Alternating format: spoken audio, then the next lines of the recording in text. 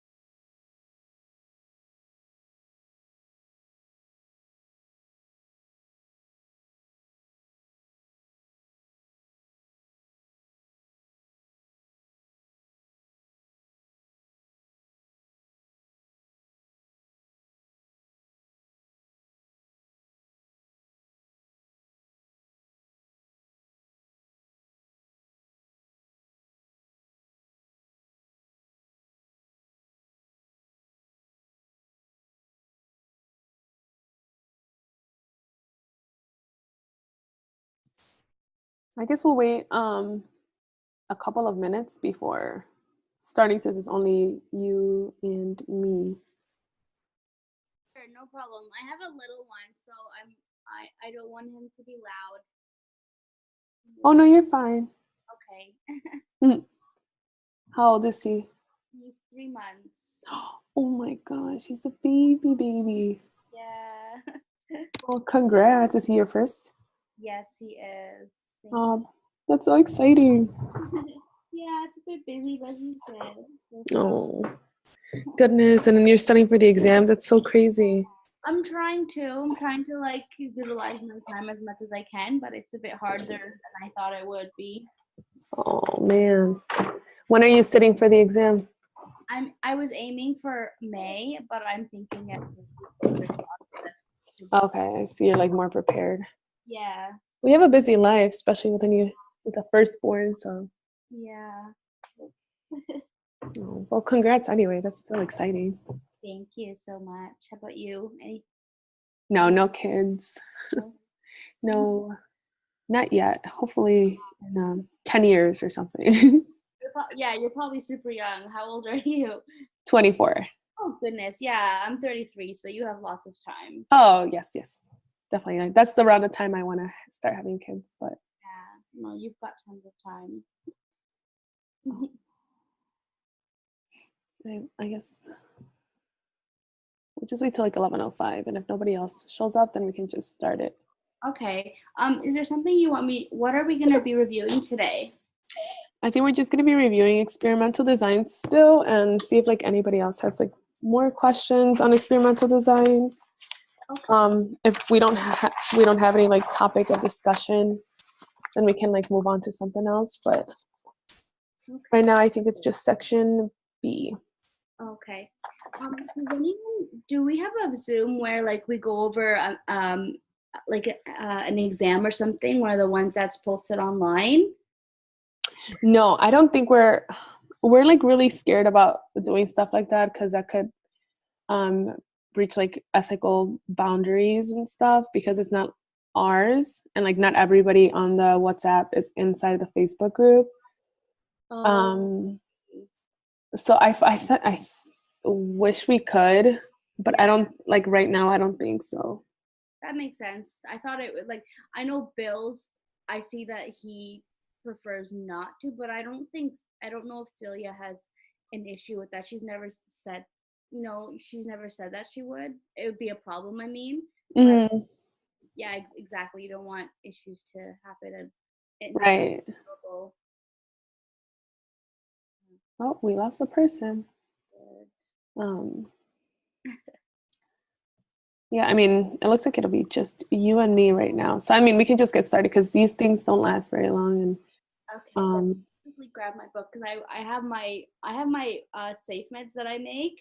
I've only done it for section 1. Oh, okay.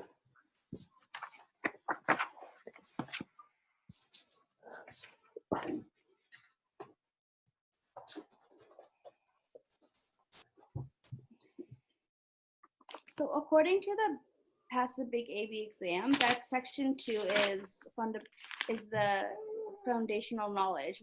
Which one are you on? So it uses sections 1 and 5. So I'm on task list B. So I'm gonna That's section B. So it says that most of it is on section 5 of the Pass the Big ABA manual. okay, section 5. Yeah, because it goes over It is, yeah. Okay. designs.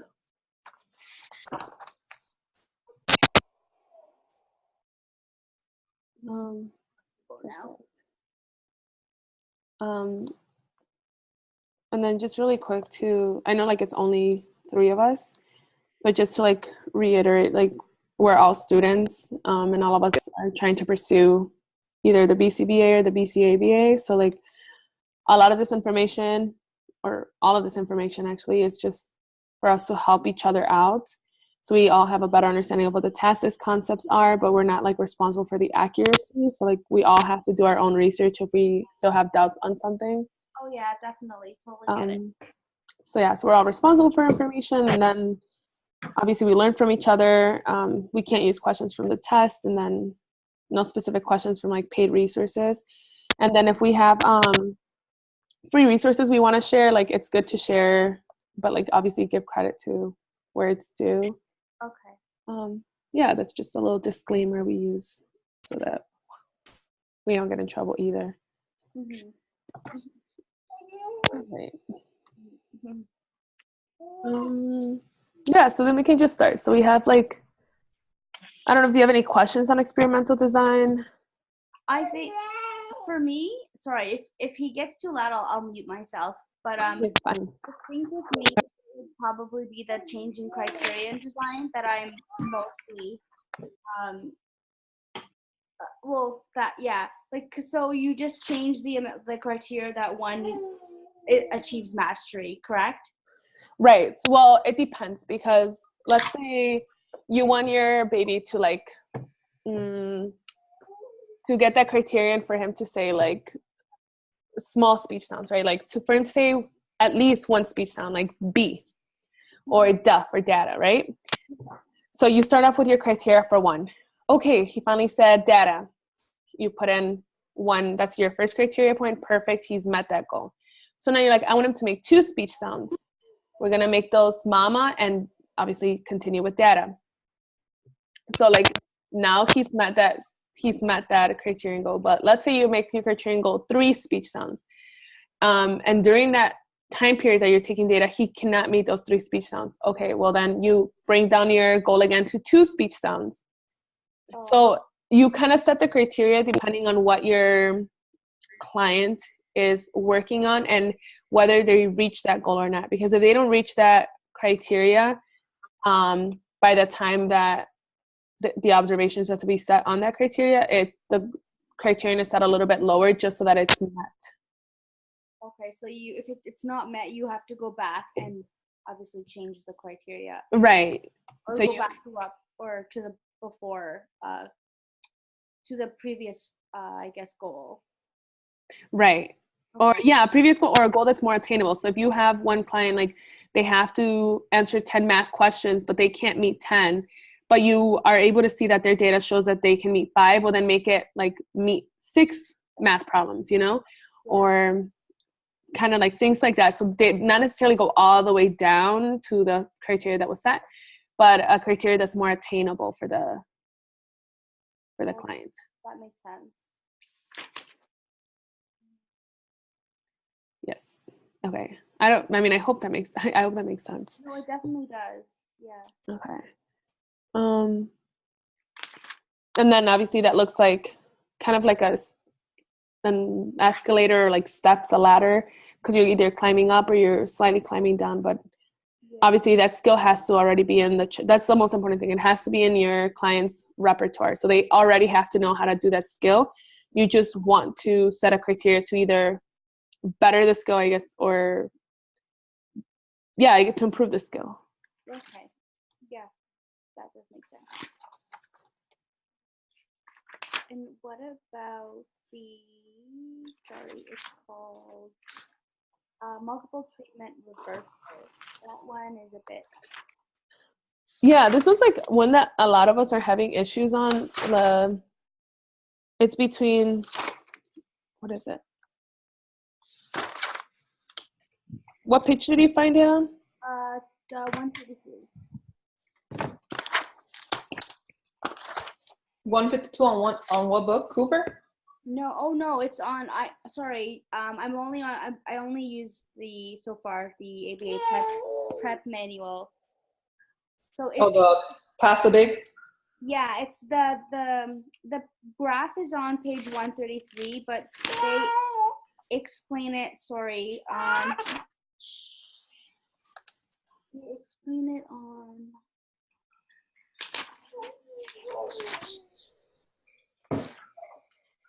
Goodness, one sec.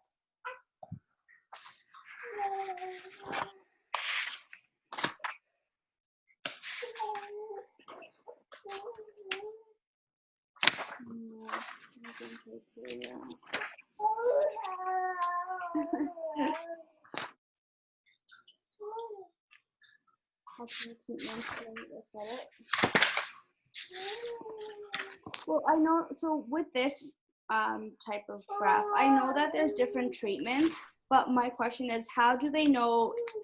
How do they alternate between? Like, is there a set criteria to alternate between treatments? And then I think with this design, isn't there that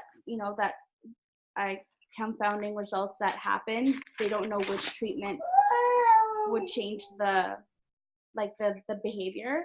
With the reversal design? Yeah, multiple treatment reversal. There's sequence effects that would occur because they're not sure, or do they do the baseline and the token, and then it says compound computer time, and then another token system? So how does that work?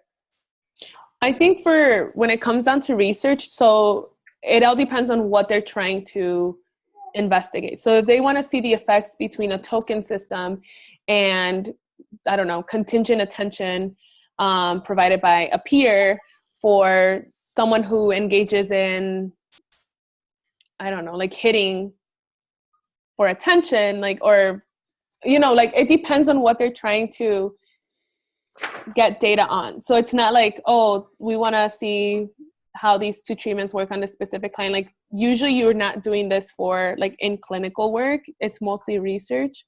Oh, okay. So if this is a researcher who's like, oh, I have 3 participants who all engage in headbanging. I want to see whether, like a token system where they earn, I don't know, not headbang, but they earn something to kind of, because they engage in, hold up, let me think of a better example. I'm trying to like get my words together. I understand what you mean. Like, I guess it would have to be a behavior that potentially they I don't know, if it was headbanging, it may cause some ethical concerns. But like, it's I don't know, asking for something or social skills or whatever. Yeah. You know what I mean? It could be any of those. Yeah, no, it could be any behavior. Yeah. And it's just a matter of what you're trying to test. Like, oh, I want to see the effectiveness of, again, even just like the reinforcement schedule. I want to see the effectiveness of contingent reinforcement versus like non-contingent reinforcement. So then you run a reversal design using, the child's behavior, the subjects, and then the treatments that you use. I don't know if I'm making this more confusing. No, I understand. I think I just get confused as to like how they pick. I guess not. Well, you did say it's research based, so it's not really things that you would do practice based. Right. I guess, oh goodness, it's like it's really hard to I mean, either way, like I don't, if they do happen to put it in the exam, like I feel like what would give it away is mostly like what kind of behavior it is. You know that with the reversal design, it focuses on, removing the independent variable. So you have to remove it. Perfect. Okay. Did they remove that independent variable when they gave you that scenario? They didn't. Well, then it's not a reversal design. Or if they, or if they say, okay, we need something that is going to, the client's behavior or the client's behavior is too intense, but we still want to take some type of baseline. You know that you can use a BAB reversal because the behavior is too intense, or if they're like, which one produces sequence effects, that it could be a BAB reversal. So I think a lot of it's like the answers could be given away from what details they gave about the type of experiment they're conducting and what kind of graph they're looking for.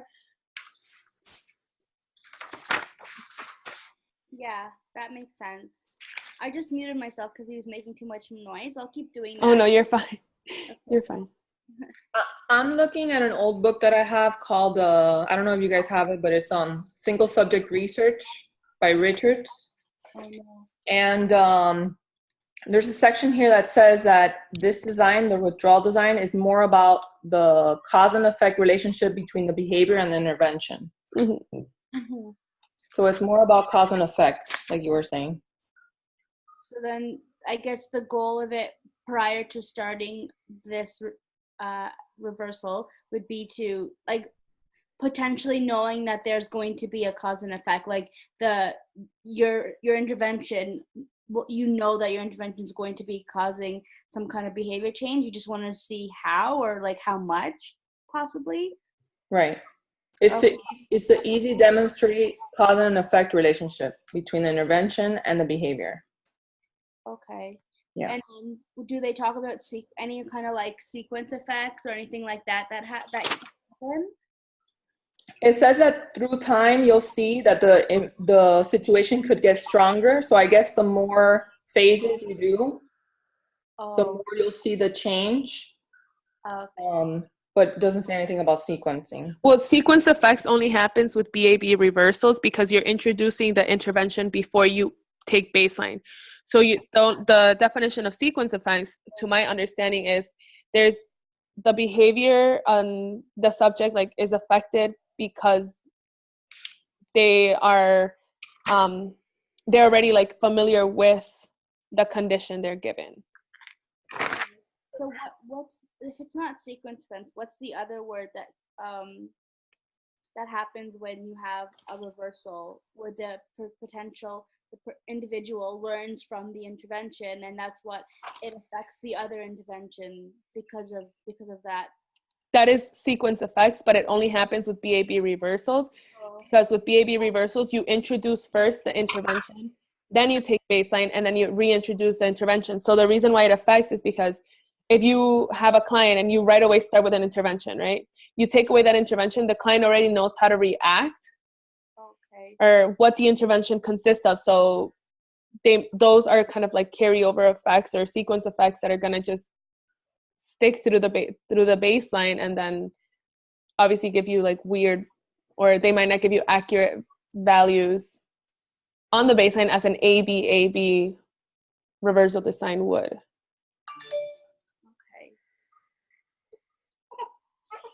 Okay. There's an example here also. It says a target behavior is learned, like, for example, reading. It is not likely or desirable that it would be unlearned when intervention is withdrawn. So, like, you're never going to forget how to read. Yeah. You're just going to get better at it. Mm-hmm. Okay. That makes sense. Or like riding a bike. You can ride a bike when you're a kid, and then you can spend 15 years without riding a bike again. And as an adult, You can easily learn to ride a bike again. It's not something you have to relearn. Mm-hmm. Or swimming. So so like what I'm thinking is if with like client-based specific. So like I work with a client who we do coping skills for when she gets angry. So if you are doing a BAB reversal and you start off with coping skills, you teach this client how to cope, how to use coping skills. You take away that intervention, that client already knows how to use coping skills. So when you take baseline, those are the sequence effects that follow. They already know how to like use coping skills. So then when you take baseline, they're gonna have that skill already. So the baseline might not be as, you might not know like, what is it? I don't know. I mean, does that make sense? You take something away, but they still have that knowledge of something. So you can't really take baseline on there because they already know what it is. So even if you take baseline, it's not going to be as novel of a behavior, as if you would have taken baseline first and then the intervention. Okay, yeah, that makes sense.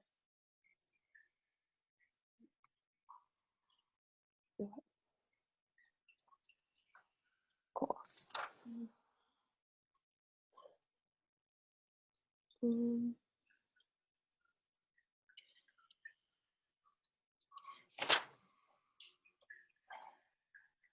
Daphne, Yes. I wasn't sure if you've gone over B1 and B2, but I'm having a hard time studying that because I'm not sure how to even start. B1 says using the dimensions of applied behavior analysis to evaluate whether the intervention are behavior analytic in nature. So I'm guessing that's the 7 dimensions, right? Yeah. Yes. Okay. So that one, and B2 is review and interpret articles from the behavior analytic literature. So do they want us to like break down an article and know how to, I want to know how this is going to relate to the test. Like, Right. No, absolutely. I'm going to be honest. I think that most of our questions are going to be based off reversal designs and like the experimental designs. But I think this is one of the things that we need to know, like specifically for like our field.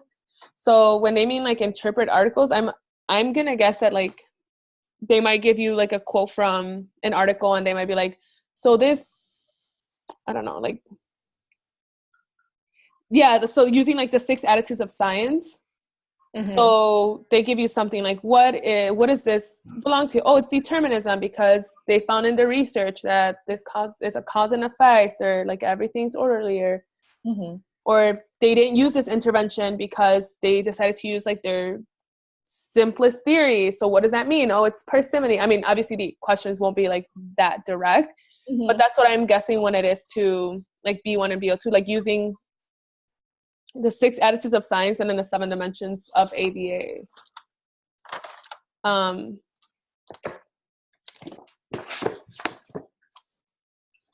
like mocks that I've taken and like practicing with the ABA Wizard app, a lot of their questions like are like that. So knowing where determinism plays a role inside research, how empiricism plays, like all the 6 attitudes of science play inside research. If they give you something, like where does it fall within that criteria? Yeah. So if they tell you like, oh, this person used a database scientific approach to find out that XYZ, which one of the 6 attitudes of science is it? Then you know, like, oh, it's empiricism because that one focuses on database scientific approaches. And when they say database scientific, like what does that mean? Like I know the definition, but then what is database? Like they just like what we do every, like like taking data. Okay. So not just on observation. So not just saying like, yep, this kid is hitting a lot, but where can I see that? So like using graphs to show that the information is what you are speaking. So that's what I interpret as database scientific approach, as in like documenting what you are observing. Okay.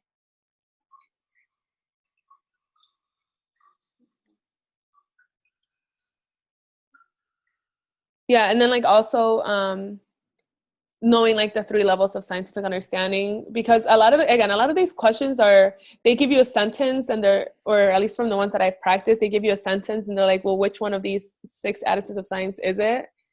And what I was noticing with one of my friends that I study with, a lot of the answers we can cross out if we know their AKAs. So like that's why I think they emphasize a lot of like knowing the AKAs. Like at first when people would say that, I was like, oh, like that's so stupid. Like why would I focus on just that? Or like why is there a great focus on that? But like the more mocks I take, the more I realize that if you know the AKAs, you can take out a lot of the options for the answers. Because sometimes they'll put like blah blah blah blah. That's a question, right? And then they'll say, so is it like, I'm trying to see which one. Oh, is it behavior modification, 7 dimensions of ABA, 6 attitudes of science, or 3 levels of scientific understanding? Well, you know that 7 dimensions of ABA has an AKA, or behavior modification is an AKA for 7 dimensions of ABA. So you can take like those, if those 2 are given as options, you can take those out. And I've noticed that a lot in mocks I've taken, where they give you like 2 of the same terms that mean exactly the same thing, but they're AKAs for one another. But they sound completely different. And, you know, obviously when you're taking an exam, you're so stressed out that everything sounds the same or everything looks different, and everything could be an option. So that's just kind of like something I've been noticing. So that's good to know. I have been like writing them down as in my cards that I've been making, and like trying to memorize them. And I think that's a good point for the test. I know that was not related to your question, Damie, but that one came up. It's okay.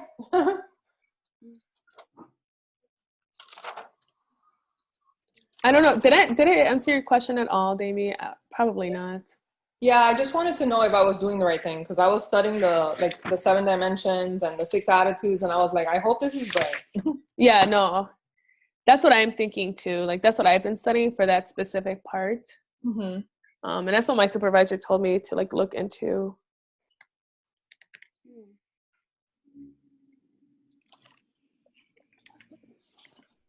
And then did we ever find out if withdrawal or reversal designs are different? They are, right? You said withdrawal is more to like see if there's a functional relationship between the baseline and the intervention. Did you see what they wrote on the chat? Something about that they got that from the Pass the Big? That they sent an email out to one of the professors. Oh, yes. Sorry, like I read so much and I'm kind of burnt out. Yeah, she said that, yes, that there's a slight difference, but that a lot of people nowadays use them in the articles and all of that. They say that they are so similar that you can almost say that they are AKAs, but there's a slight difference between them. Okay. And she gave a great explanation. I just can't find it right now. No, I remember reading it. I just I completely forgot about it. Okay.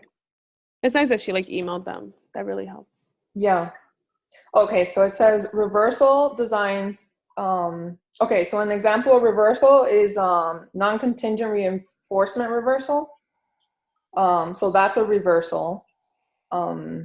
So she says in which you reverse the IVs in each phase of the design. And then with withdrawal design, you withdraw, not reverse the IV. And then an example of withdrawal is ABAB. Okay. So we can compare non-contingent reinforcement reversal to ABAB. But with withdrawal, don't you bring it back? As in, that's why I think they use it as terms that are AKAs, because you still bring back that withdrawal, like intervention. You still bring it back. It's not a complete withdrawal, because you know what I mean.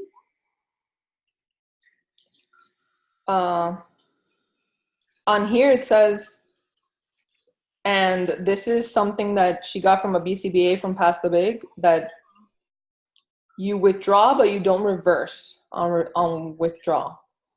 Okay. And then reverse is the opposite. So then it'd be just a single, like you'd literally just be AB? ABAB. Okay, that's so confusing. Yeah, I know. Well, it says like I'm just reading straight from the Pass the BCBA exam, which I know we all have. So it just says that the withdrawal is like AB analysis, and then the reversal, you save that for studies where the behavioral focus of the treatment variable is reversed or switched to another behavior, such as DRO, DRI, DRA reversal techniques. So you use a completely type of different intervention,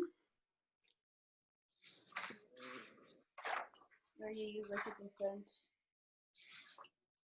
I'm not completely sure. Oh, okay.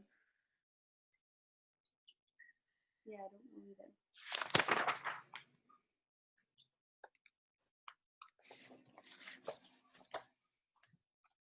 There's a velocity in here.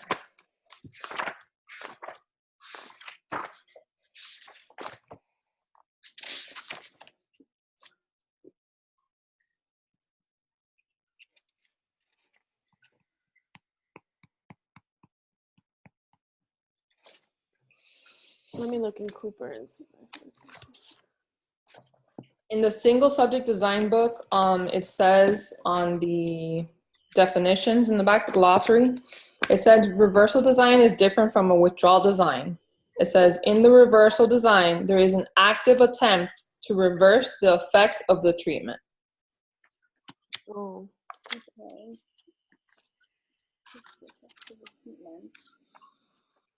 And then what does it say for withdrawal?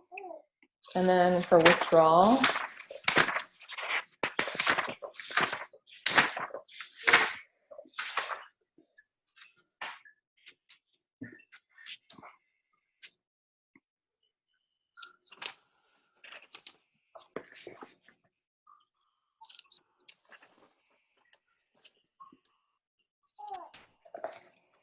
okay, withdrawal refers to the withdrawal of treatment during one or more phases of a study to demonstrate the effects that it has on the target behavior.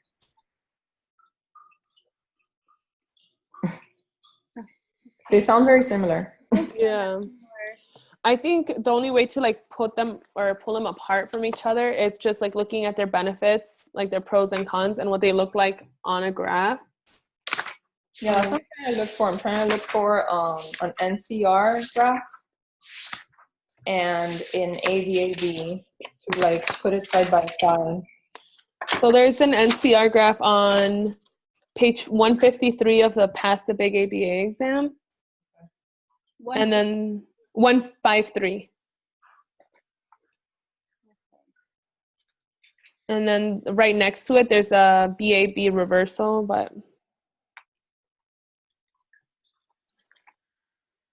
and they look exactly the same, like not even gonna lie. So NCR and then BAB.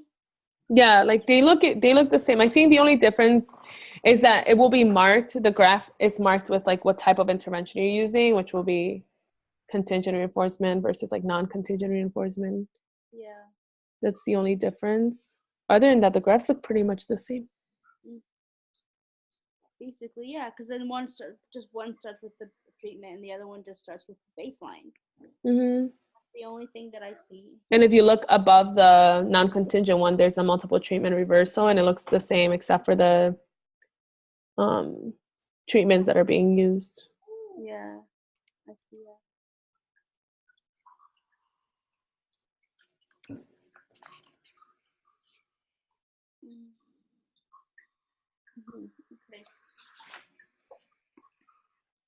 Okay.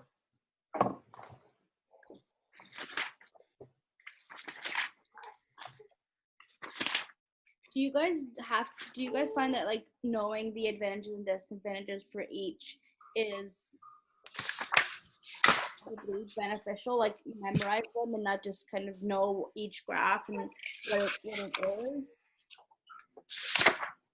What was your question?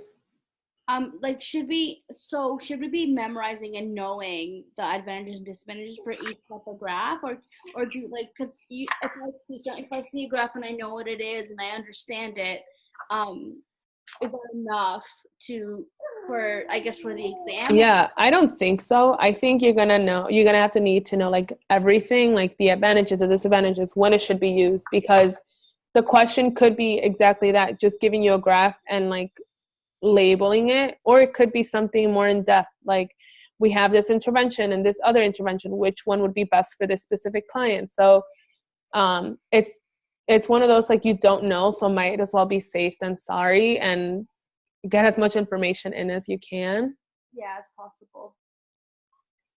because you never know with these questions, like nobody is completely sure about what's being asked. Makes sense. Thank you.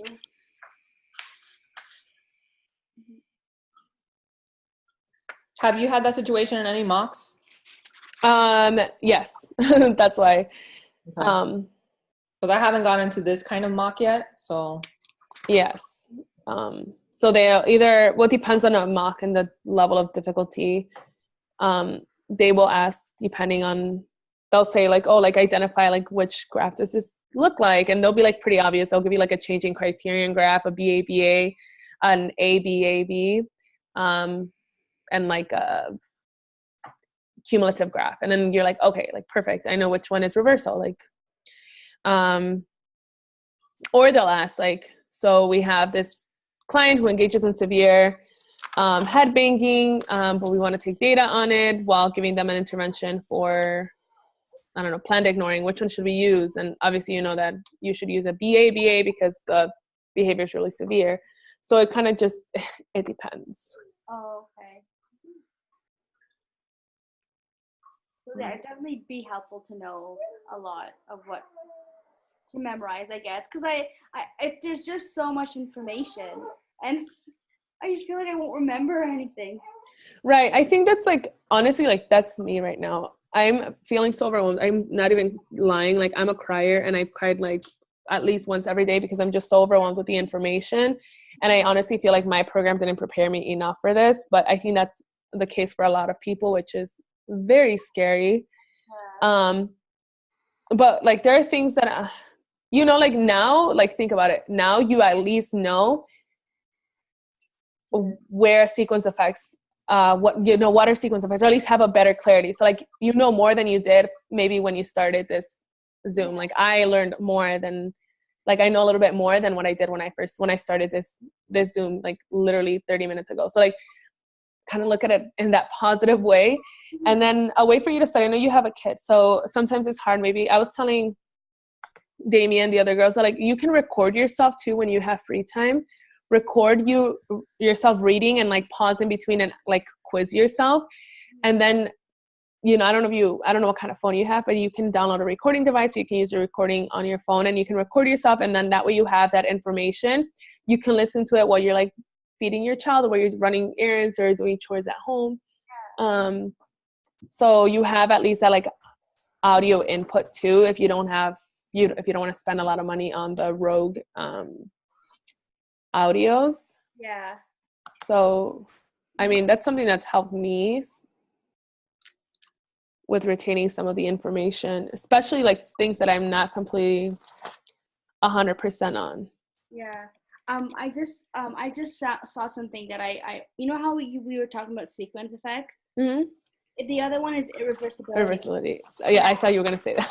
I was like, I know I saw it. That's the word that I was looking for, and because I always got confused between the other, and because you can't really reverse, so it so that would be more specific to possibly reversal designs, I guess, since we're saying that they're a bit different than a withdrawal. But the reversibility and sequence effects are, to me, were so similar that I wasn't able to identify what graph was in each. You know what I mean? So which graph would it be irreversibility? Which graph would it be sequence events?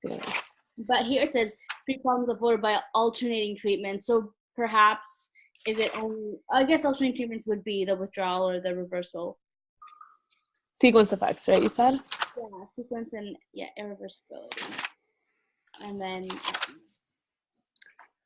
Some section. I'm trying to find it. We did talk about it when I was in school, but that was like almost a year ago, so I really don't remember. But I can look into it, and I try to make the night ones, but I usually put my little one to sleep, and it takes a while. But if I can make the other ones, I would. Yeah, either way, Damie sent out a message today that we're gonna be sharing the YouTube account. So I mean, yeah, this one's gonna close out in like less than a minute. So, are you guys set with just this meeting, or do you guys want me to open it up for like another 40 minutes? I'm good for me. He's getting a little fussy, and I know. Okay, sounds good. I don't know about Daphne or Damie. I wanted to go over combinations of design elements, but I mean that's not priority. I mean, you can go over that another time. It's not a big deal. It would just literally be you and me unless I repost it. So I'm good with either. Okay, yeah, you can just end it if you want. I can go over it with you after. That's not a big deal. Okay, so then let me end it, and then like after this, or like. Bye. Thanks, guys. All right, bye. All right, thanks. Bye. So wait, Damie, do you want me to open another one or no? No, I'll call you. Okay, perfect. Bye.